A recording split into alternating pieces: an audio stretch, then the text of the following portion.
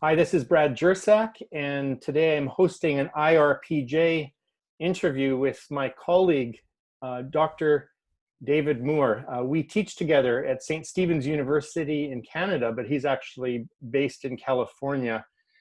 And the reason I've asked for this interview today is just because of the incredible crisis around racism and violence towards uh, the Black community in America, and I'm at a loss. So when I thought, okay, is there somebody who's part of of um, the Black Lives Matters movement, if that's even true? I want to come in with Yeah. almost no assumptions, right? But what I can say is that we're colleagues, that you've written this amazing book on making America great again. The beauty of which is in the subtitles. What was the subtitles, David? Uh, three questions: fairy tale, horror story, dream come true, a challenge to Christians, and an appeal to the global community. Very good. And so I'd really encourage people to get a hold of that book. It's on Amazon and other places. But aside from being colleagues at the university and being an author, what else are you into? Well, I lead two congregations in very different demographics. One here in Santa Barbara, and one good 45-minute drive from the former to Church for the Nations in Oxnard, where I have some deep roots. That's where I went to high school and junior high. Spent a big part of my life there. Okay, very good. And you established you do identify with hashtag Black Lives Matters. I I have a feeling people don't really know how that arose and what it's about. And I'm really disturbed by people who simply think of it as a mirror image to like white supremacy or something.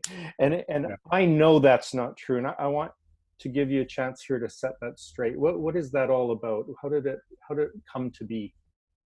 Well, it emerged almost accidentally. Um, there was a Twitter post made after the killing of Trayvon Martin, and the hashtag Black Lives Matter went viral, and there are three women who started to organize around that title, and it spread around the country.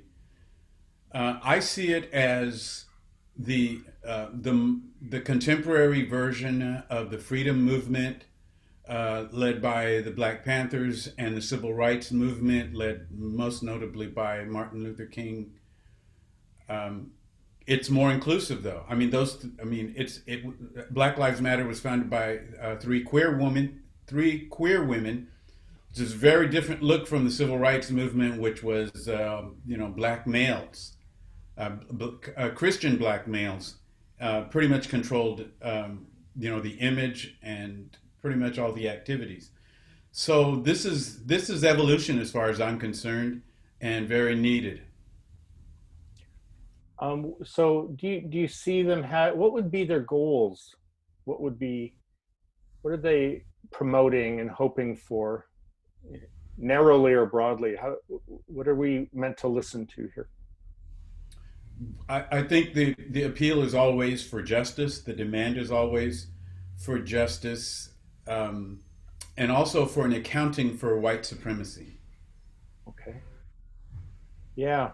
So we've seen even very recently, both uh, the what I'd call the murder of George Floyd by police community or police officers, and then also like outside of the law enforcement thing, Ahmed Aubrey's death, and so again, it's brought to light that unarmed Black people being murdered in the streets, even by those who have a badge and those who pretend they do, And then this goes back also with to what was going on with Colin Kaepernick taking the knee. That this is was it that that's what he was protesting, wasn't he?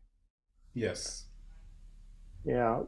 Is there anything you want to say about that whole thing? Because again, I'll bring in these awful toxic counterpoints. It's like, well, what's he doing? And he's trying to get attention, and he's using it's a bully pulpit. And I'm like, that's not what's happening here.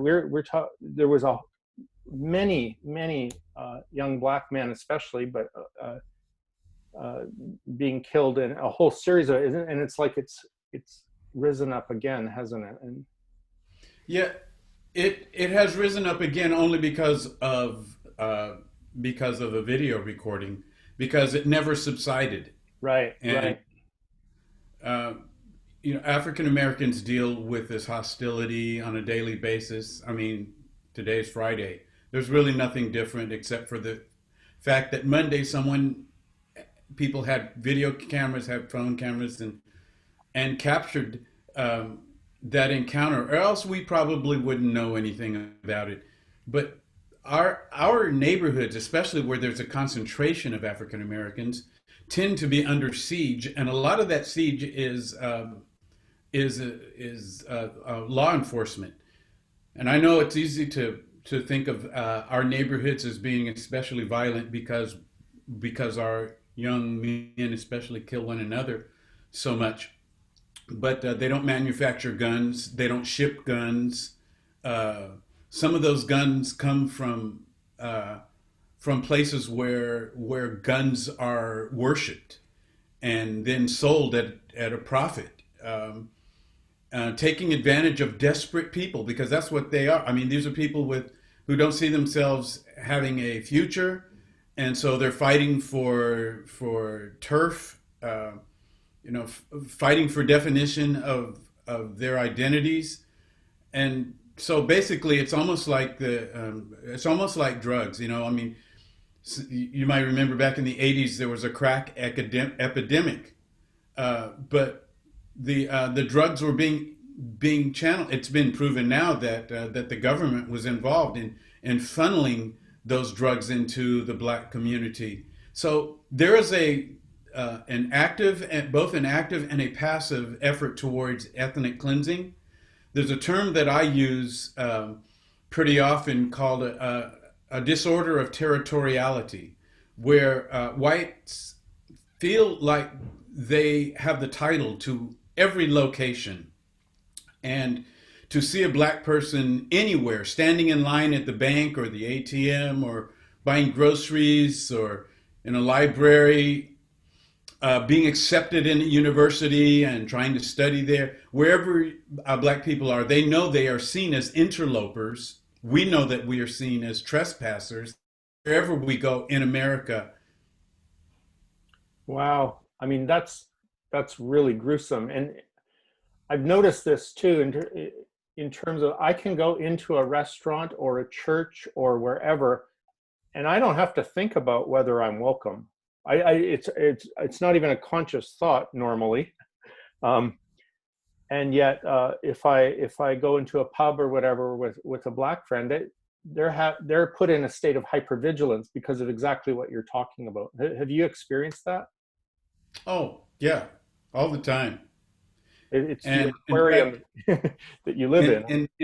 in my younger years, I tried to be invisible, and tried to raise my kids to be invisible, not to stand out anywhere. Um, but at some point, I decided I'm going to let my hair grow and let everything fly. Yeah, you get to be seen, and that itself then is speaking truth to power just by being seen, and the fact that something that simple is an an act is activism shows me that we like how difficult the environment is to be black in America right now. Yeah. Well, I can't even grasp it. The other thing is I can go home at the end of the day and not think about this, but this occupies your waking and sleeping life, no doubt, and your kids. It's always there. So when we see what happened, this week in Minneapolis, the first thing that comes to mind is I have four adult sons. I have brothers. My wife has brothers. I mean, we think about it because we're always exposed. Wow. In So, fact, there's an action, a protest being organized by some of my white friends here in Santa Barbara tonight. I had a conversation yesterday with some of my African American friends who didn't feel like it was time for them. And one of the reasons is that we feel vulnerable. You know, we only constitute 1% of the population here in Santa Barbara. And so I think it's probably better for our white friends to protest first. do you ever? Now, I've run into this when I'm trying to be an ally. Um, I know sometimes it's not appreciated that I'm speaking for the marginalized because I'm using up their bandwidth, and yet, do you have input for me about that? Like, what are the ways to be an ally and to be an advocate and to speak up that don't actually contribute to the marginalization?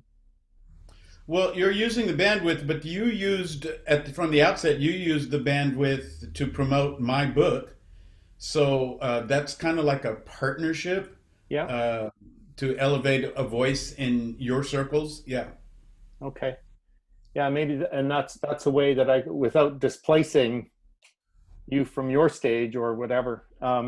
I I'm super excited about this fall because you and L.A. Henry are going to be co-teaching this course we do on race and gender issues in the 21st century. I'm really intrigued about how you're going to approach that.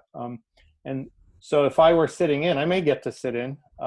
I should ask you student questions that I would have.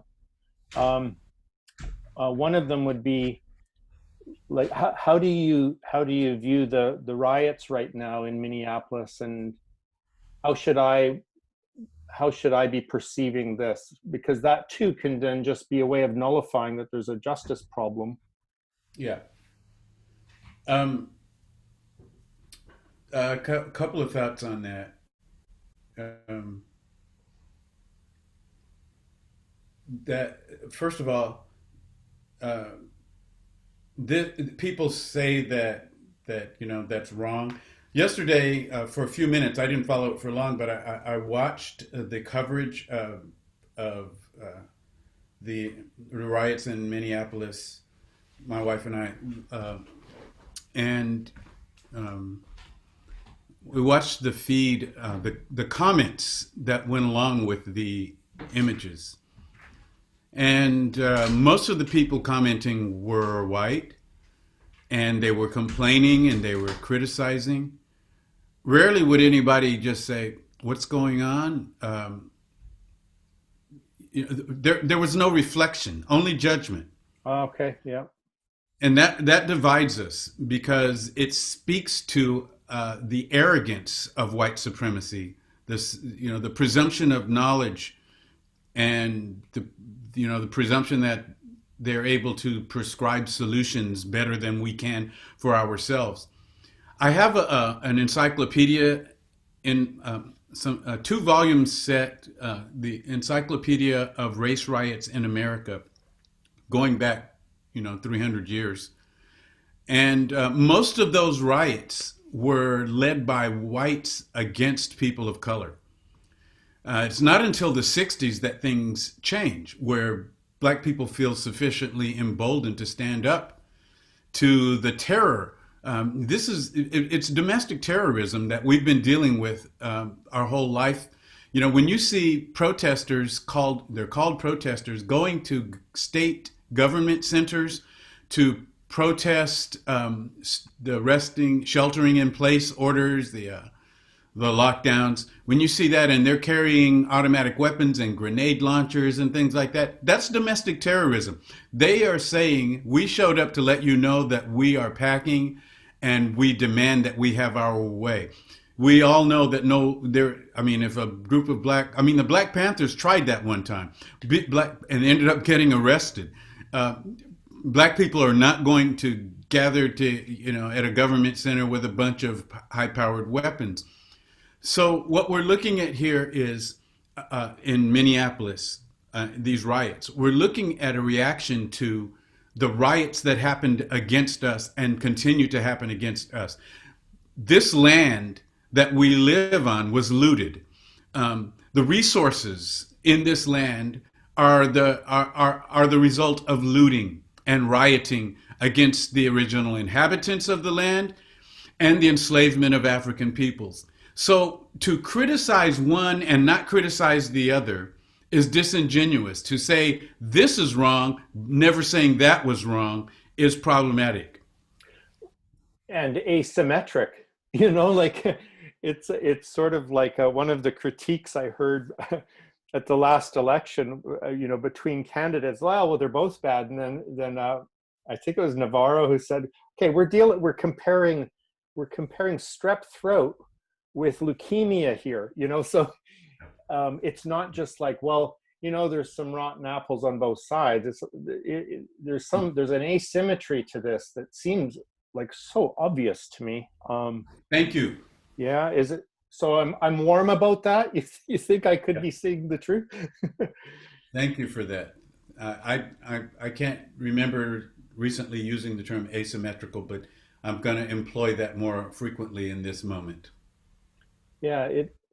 The other thing is with riots, often it doesn't start as a riot. It can start as a peaceful protest. It only becomes a riot when there's heavy-handedness.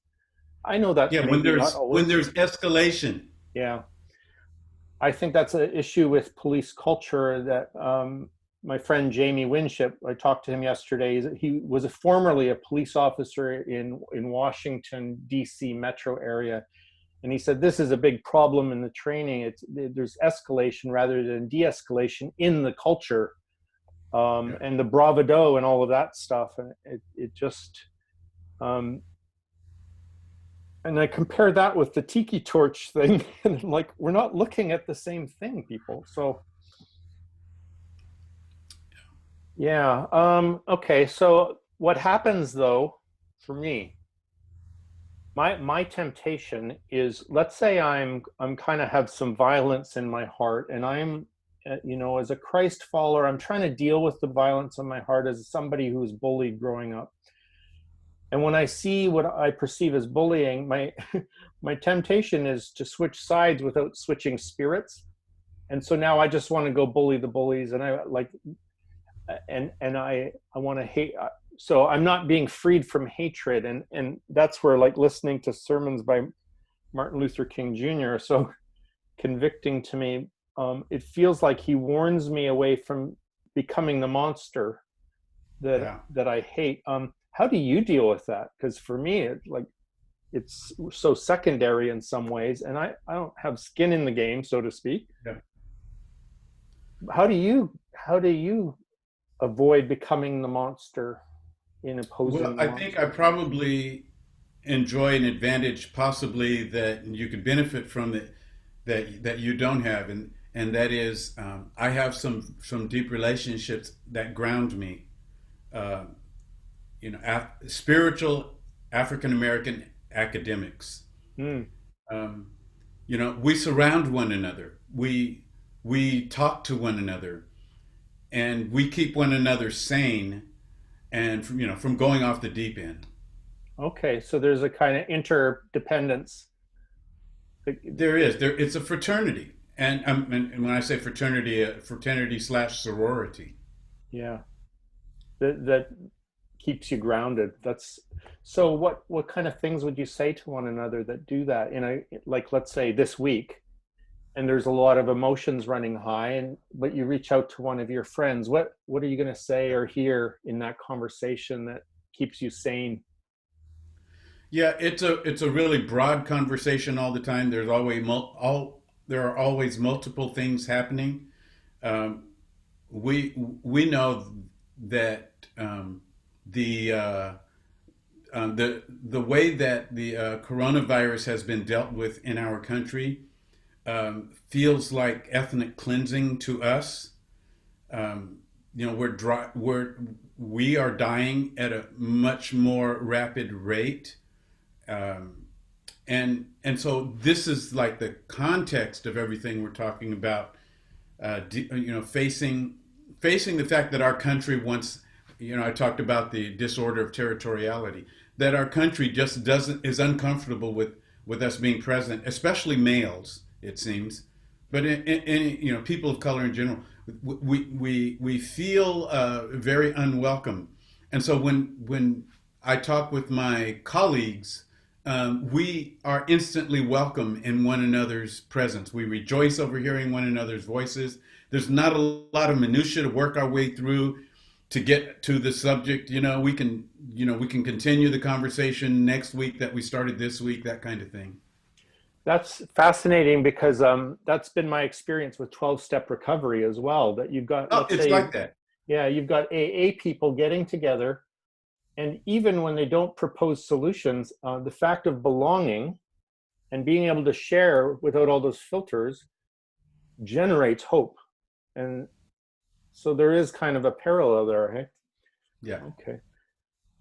Um, I'd like to, I kind of see another area where maybe this ethnic cleansing gets to work, and it's on the poor in general, but of course then uh, the Black community with army recruitment. Like, is that, it feels to me like recruiting young Black men to and women to the army and then sending them overseas is a good way to do ethnic cleansing. Is there validity in that observation, or am I stretching? Well, yeah, there is. It's very strategic on the part of a white supremacist state to not provide health care for the poor, but they can get health care if they enlist. Right. Yeah, that, Pe- People who can't otherwise afford to attend a state university can get a VA grant if they just go and risk their lives somewhere. yeah, that seems self-evidently evil to me. But let's not let it go unstated. Why is that a problem? Isn't that a great solution? um, Yeah. oh my goodness. I want to look at fear with you for a moment.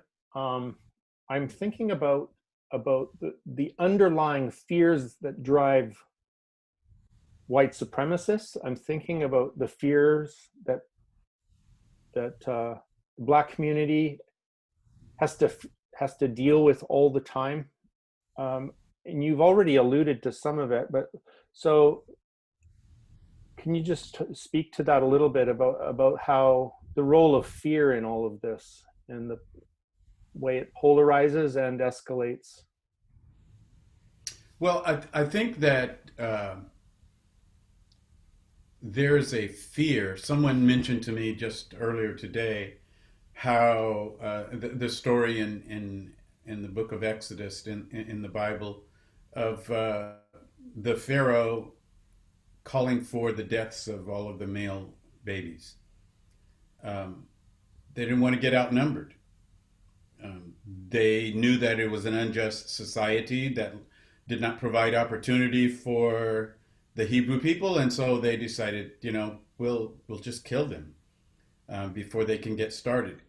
Uh, there is a fear in the United States of people of color and of especially of African American males. You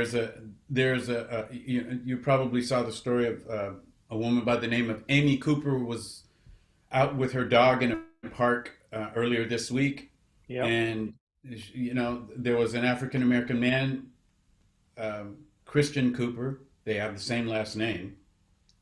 Christian Cooper told her that she needed to leash her dog, and she pulled out her phone and said, "I'm calling the police on you. I'm going to say that an African American male is threatening me." Um, I don't doubt that she was genuinely frightened, but that is a reflection of the way that our society has conditioned people. Right. We're raised into this. We're conditioned, and there's a propaganda that's infused into Yeah. children from a very young age. Even I mean, who is more innocuous than a bird watcher?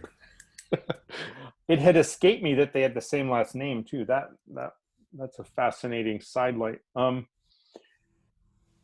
Yeah, so there's this kind of entitlement, territorial. What did you call it? Disorder of territoriality. Yeah, including that park apparently, Yeah. and the fear there. What are your fears? Do you have fear? I think probably my fears have more to do with the coming generation, including my own kids, Yeah. and just how youth are so vulnerable. Um, just terrifyingly vulnerable. Can I share something with you? It's only like a minute long. I'd prefer if it was 5 or 10, but go for it. It's a it's a video. Let me hold on. Um, don't want to mess up your flow here. I'm not feeling messed up at all. Um, Okay, you're good so company. So, this appeared on the internet a couple of days ago. I'm going to share screen. A a young black man. How do I share screen? I don't. Oh, here it is. Okay, you've disabled screen sharing. how can I enable it? Go down to share screen Yep. at the bottom and Yep. switch the setting. One participant can share at a time. Yeah, switch it to multiple. Multiple. Let's try that. Does that work? Yeah. Okay, so There we here are. you go. I'm a young black man doing all that I can to stand. Oh, but when I look around and I see what's being done to my kind every day, I'm being hard to this prey. My people don't want no trouble. We've had enough struggle. I just wanna live. God protect me. I just wanna live. I just wanna live.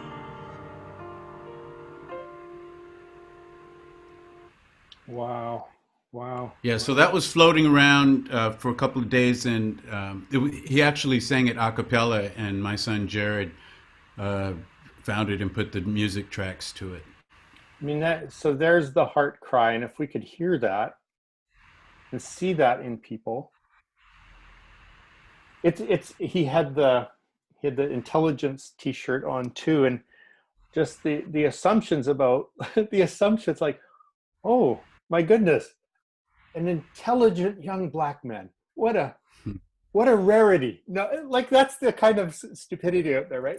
And it's like this, but that's the heart cry across the board in general. I would think he's just been able to put words to it that are so beautiful. What stirs in your soul when you hear that? Uh, all of the boys like him around this country who want to live. Yeah. Uh, you know, m- my generation. I mean, we've been harassed by police. Myself, my brothers, um, and so we can relate to that kid. Those of us who have survived. But it's not just it's not only the police that the state uses to repress African Americans and others. It's not just the police. It's a multi-pronged effort. I mentioned healthcare. We are deprived of healthcare. and that's why we have to go to war. So at least we think we do. Um, yeah, so that's what goes through my mind is all of these kids. Yeah. I know what it's like to be his age. It just so happens that my profile in my community, I'm a pastor, I'm a community leader. So when I walk down the street, there's a good chance I'll be recognized.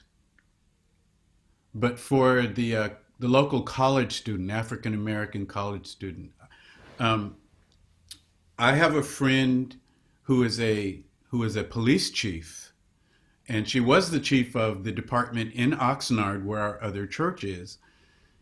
Her name is Jerry Williams. Her son was a standout basketball player at Arizona State University, and now he's on the roster for I think the Phoenix Suns. Al Williams. Anyway, when Al was living here in Santa Barbara because he attended University of California, Santa Barbara. Um, One day he called his mom, uh, the chief of police in a city 40 miles to our south. He called his mom in tears, and he said, "Mom, I hate to bring you in to this, but I just got pulled over for the sixth time by the same officer."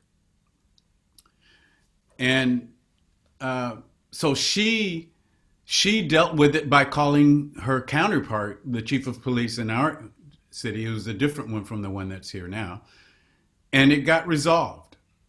But she said, "But what about all the African American kids who don't have a chief of police for a parent?" Right. Right. I'm so sorry. Um, I want to stand in identificational repentance for the racism and the knee on the neck for centuries, and for the things I say and don't say that contribute to the systemic injustice. I'm so sorry. And I can't even say them because I'm even blind to my own prejudice and racism and privilege. The best I can do is say help, ask you for help. Are there some baby steps I can take that would move me forward in being part of the solution instead of the problem?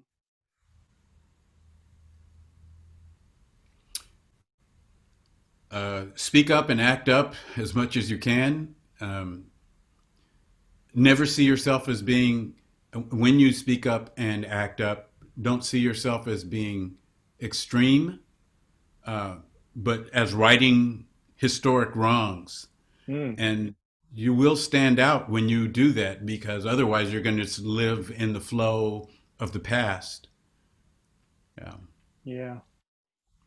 I'm just seeing the Beatitudes through all of this, blessed are the poor in spirit, those who mourn, um, the meek, those who hunger and thirst for justice, the merciful, those who with pure hearts see the face of God in their brothers and sisters and see them as brothers and sisters. And having seen that, become blessed peacemakers who will be persecuted for the sake of justice. This is Christ's program from the beginning, at the very core of his initial sermon. I'm really grateful to you, Dave, for your part in that and for showing us the way, and to be an example and to be a conversation partner who tries to inform rather than just shaming people like me who are playing serious catch up. So I really appreciate it. Before I head out, is there anything else you'd want to say to me or to our listeners today? Um, my heart goes out to the First Nations, because you're in Canada. Yes. My heart goes out to them. I think that there's greater friction between the dominant society there with Native Americans. Here it is African Americans plus Native Americans. Um, but honestly, I feel more comfortable as a black man in most places in Canada than I do in my own country. Mm. So that probably says a lot. Yeah, yeah, my daughter-in-law is an Indigenous woman. I was wearing the shirt yesterday, "Love wins," and she says, "Of course, love wins, but you have to love first for it to win." And there are things to atone for, whatever that means and however that looks, right? And I'm like, "Yep, they have had it rough," and so it's interesting that, let's say, I could try to make space for you to speak today, but what am I doing for my First Nations neighbors? And do I still have all those unconscious and not entirely unconscious Yeah. prejudices at work? And our system is really rough. They don't have a voice much at all. It's been seriously crushed. So thanks for reminding us about them, and for St. Stephen's role in trying to build bridges with them. That's good work, and we're gonna be happy to have you there in person again before long.